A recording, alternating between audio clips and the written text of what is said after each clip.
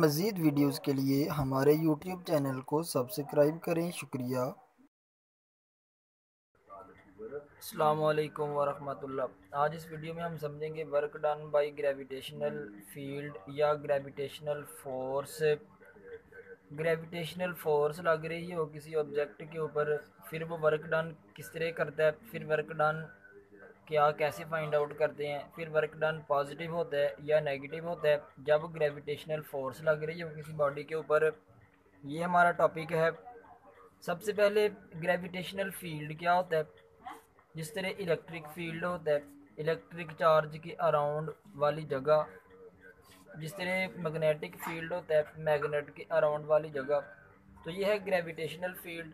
अर्थ की ग्रेविटी की वजह से जो फील्ड होगा अर्थ के अराउंड, उसको हम ग्रेविटेशनल फील्ड कहेंगे। द स्पेस और region around the earth is called gravitational field. Earth के अराउंड वो जगह जिसके अंदर अंदर मैं किसी भी ऑब्जेक्ट को रखूँगा तो अर्थ उसको अपनी तरफ खींच ले। अर्थ के अराउंड वो स्पेस, वो जगह जिसके अंदर अंदर मैं किसी भी ऑब्जेक्ट को इधर रखूँ, अर्थ उस ऑब्जेक्ट को खींच ले अपनी तरफ या उसके ऊपर फोर्स एग्जर्ट करे।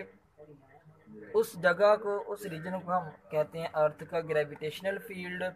और एमसीक्यूज याद रखने, ग्रेविटेशनल फील्ड की direction towards centre of the earth होती है। ये थी डिफाइन है। अब इसके बाद दो केसेस हैं। बॉडी अर्थ की तरफ भी आ रही होती है, अर्थ से अवे भी जा रही होती है, तो ये दोनों केसेस में वर्क डन। अब दो एमसीक्यूज हैं, ये समझते हैं। फर्स्ट है कि अगर बॉडी टुवर्ड्स अर्थ आ रही है फिर वर्क डन क्या होगा। जब बॉडी टुवर्ड्स अर्थ आएगी, इधर कोई बॉडी डिस्प्लेसमेंट कवर कर रही है, इधर कोई फोर्स ऑफ ग्रेविटेशन लग रही होती है, तो फिर इस केस में एंगल जीरो बनेगा और वर्क डन हमारा मैक्सिमम आएगा, क्योंकि cos 0 1 होता है मैक्सिमम वर्क डन। यानी जब बॉडी टुवर्ड्स अर्थ आ रही हो work done positive. Second MCQs, if displacement is against gravitational force. अगर एक बॉडी, इधर बॉडी है, ये अर्थ है, बॉडी अर्थ की ग्रेविटी से ऊपर को जा रही है, अर्थ की ग्रेविटी के अगेंस्ट मूव कर रही है, जबकि फोर्स नीचे को है, एंगल 180 बनेगा और cos 180 नेगेटिव आता है, फिर वर्क डन भी क्या होगा, नेगेटिव होगा। ये थे एमसीक्यूज और ग्रेविटेशनल फील्ड की डेफिनेशन। अब एक्सप्लेनेशन समझते हैं कि ग्रेविटेशनल फील्ड के केस में वर्क डन को कैसे फाइंड आउट करते हैं। हमने एक पाथ लिया, एक ऑब्जेक्ट है ए पॉइंट से बी पॉइंट तक, वो उसने मूवमेंट की हुई है, ये उसका पाथ है। हमने इस पाथ के अलॉन्ग वर्क डन निकालना है। हमने क्या किया, हमने इस पाथ को 3 पाथ्स में डिवाइड कर दिए। ये वाला पाथ भी फॉलो करके हम इधर पहुंच सकते हैं और ये वाला पाथ फॉलो करके भी हम इधर पहुंच सकते हैं, तो 3 पाथ बन गए। हम क्या करेंगे, तीनों पाथ्स के अलॉन्ग वर्क डन निकालेंगे। एक ऑब्जेक्ट था जिसका पाथ ए बी है और वो एच हाइट पे ऊपर को जा रहा है, कितनी हाइट कवर कर रहा है एच। 3 पाथ बन गए, पाथ 1, पाथ 2 और पाथ 3। हम तीनों के अलॉन्ग वर्क डन कैलकुलेट करेंगे। सबसे पहले पाथ 1 के along work done find out करना चाहा, तो पाथ 1 के अलॉन्ग वर्क डन आ जाएगा WADB। उसको दो पार्ट्स में तोड़ा, WAD प्लस WDB तोड़ दिया। अब WAD के केस में डिस्प्लेसमेंट इधर को कवर हो रहा है, फोर्स ऑफ ग्रेविटेशन नीचे को लग रही होती है, तो फिर AD के केस में वर्क डन एंगल 91 रहे। अब इसके केस में BDB के केस में वर्क डन, BDB के केस में बॉडी ऊपर को डिस्प्लेसमेंट कवर कर रही है, फोर्स ऑफ ग्रेविटेशन नीचे को, एंगल 181 रहे, 180 पुट कर दिया।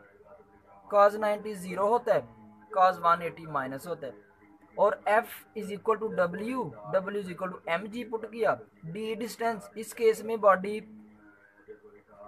DB केस में बॉडी डिस्टेंस h कवर कर रही है, h आ गया -1, तो ये 0 हो गया, ये बन गया -mgh।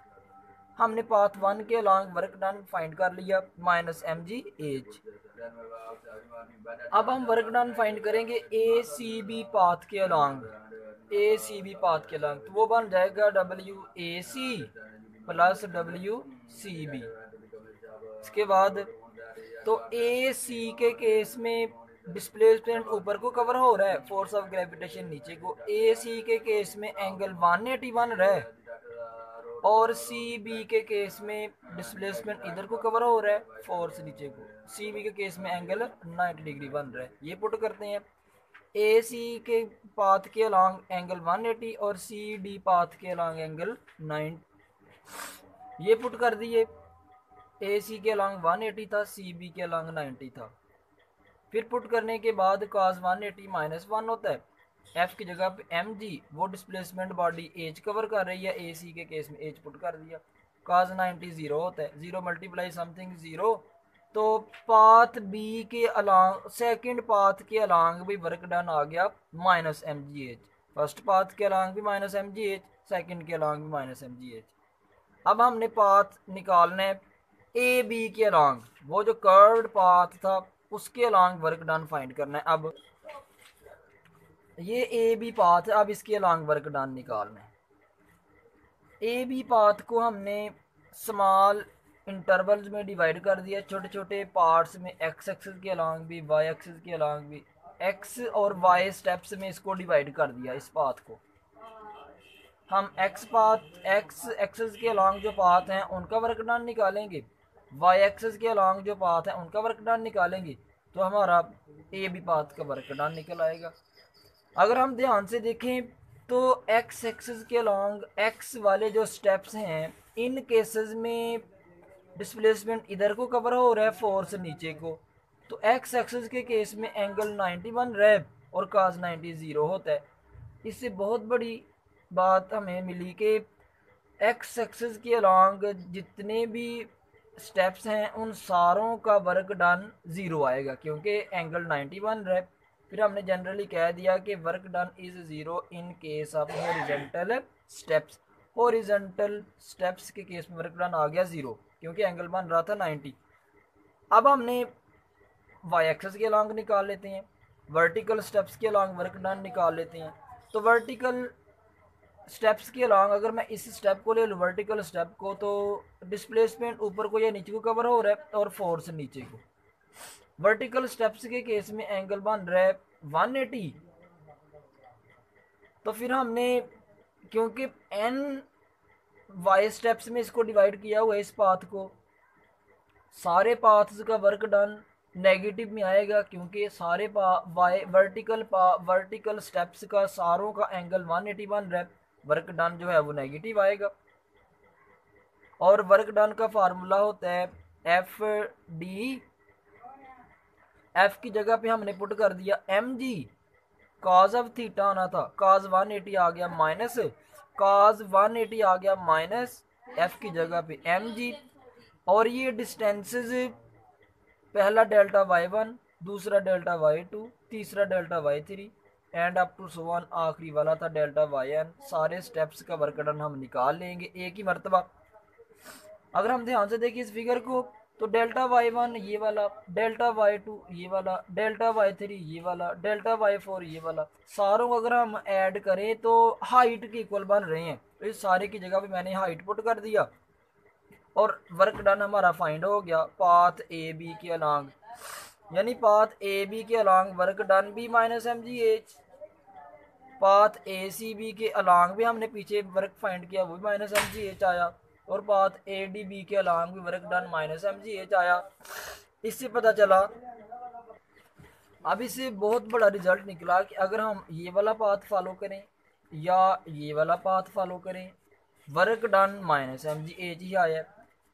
इससे ये रिजल्ट शो हुआ कि वर्क डन ग्रेविटेशनल फील्ड के केस में पाथ पे डिपेंड नहीं करता। इंपॉर्टेंट एमसीक्यूज भी है कि ग्रेविटेशनल फील्ड के केस में वर्क डन पाथ पे डिपेंड नहीं करता। अब work done around a closed path in gravitational field, gravitational field के केस में क्लोज्ड पाथ का वर्क डन कैसे फाइंड करते हैं, क्लोज्ड पाथ का वर्क डन। ये पाथ था closed, A B, B C, C D, D A. हमने सारे का वर्क डन निकालना चाहा। Work done A B, B C D path के अलॉन्ग डी ए बी के अलॉन्ग इधर को डिस्प्लेसमेंट कवर हो रहा है 4 से नीचे को एंगल 90 काज 90 जीरो होता है। इस केस में हो गया जीरो। ए बी पाथ के अलॉन्ग वर्क डन जीरो। इस पाथ के अलॉन्ग वर्क डन ऊपर को डिस्प्लेसमेंट कवर हो रहा है, नीचे का force of gravitation. Vertical path के along minus M G H. फिर सी डी पाथ के अलॉन्ग वर्क डन, क्योंकि डिस्प्लेसमेंट इधर को। अब इस पाथ के अलॉन्ग वर्क डन निकालेंगे डी ए पाथ के अलॉन्ग। कॉम्प्लिकेटेड है। डी ए के केस में फोर्स ऑफ ग्रेविटेशन भी नीचे को, डिस्प्लेसमेंट भी नीचे को कवर हुआ। एंगल बना 0 डिग्री और काज 0 1 होता है, इसलिए प्लस एम जी एच आया। ऊपर के केस में पता है कि जब बॉडी अगेंस्ट मूव करे अर्थ की ग्रेविटी के वर्क डन वाकई नेगेटिव आता है, ऊपर एमसीक्यूज पड़ा। और जब बॉडी टुवर्ड्स अर्थ मूव करे फिर वर्क डन पॉजिटिव होता है, वाकई वर्क डन पॉजिटिव आया। Plus M G H minus M G H से कट हो गया, वर्क डन आया 0। ये भी एमसीक्यूज याद रख लें कि क्लोज्ड पाथ के अलॉन्ग वर्क डन कितना आता है, 0 आता है। क्लोज्ड पाथ के अलॉन्ग वर्क डन कितना आता है, 0।